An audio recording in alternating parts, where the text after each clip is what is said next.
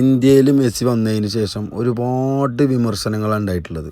അത് ആദ്യത്തെ പരിപാടി കൊൽക്കത്ത മുതൽ ഹൈദരാബാദിൽ രേവന്ത് റെഡ്ഡി ഒപ്പം കളിച്ചത് മുതൽ, അതുപോലെ തന്നെ മുംബൈയിൽ ഈ സെലിബ്രിറ്റികളെ മെസ്സിയുടെ മുന്നിൽ ആദരിച്ചുകൊണ്ട് അങ്ങനെ ഒരുപാട് വിമർശനങ്ങൾ ഇതിലുണ്ടായതാണ്. പക്ഷേ ഈ ഒരു വിമർശനങ്ങളോ ഈ ഒരു പ്രശ്നങ്ങളോ മെസ്സിയുടെ മുഖത്തോ മെസ്സിയുടെ ഭാവത്തിലോ നമ്മൾ കണ്ടിട്ടില്ല. മെസ്സി ഇന്ത്യയിലെ ഈ ടൂറ് മെസ്സി സന്തോഷിക്കുകയാണ്.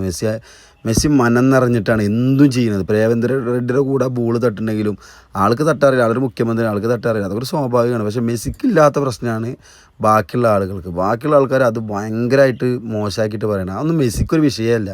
പിന്നെ ഈ കുട്ടികളെ കാര്യം എത്ര സന്തോഷമാണ്. അവരാരെ കൂടെയാണ് കളിക്കണത്? ഫുട്ബോളിൻ്റെ രാജാവിൻ്റെ കൂടെ കളിക്കണത്. ഇതിലും വലിയ സന്തോഷമാണ്. കുട്ടികൾ മരിക്കോളത് ഈ ഒരു നിമിഷം മറക്കുമോ? ഈ ഒരു നിമിഷം മറക്കാൻ പറ്റുമോ? മെസ്സി എത്ര എൻജോയ് ചെയ്തിട്ടാണ് അവർ കളിക്കുന്നത്. മെസ്സി മാത്രമല്ല, സുവാരസും ഡീപ്പോളൊക്കെ എൻജോയ് ചെയ്യണം ഈ ഇന്ത്യൻ ടൂറ്. വിമർശനങ്ങൾ ഒരുപാടുണ്ടാകും, പക്ഷെ അതൊന്നും നോക്കിയിട്ടല്ല. മെസ്സിക്കില്ലാത്ത പ്രശ്നമാണ് നാട്ടുകാർക്ക്.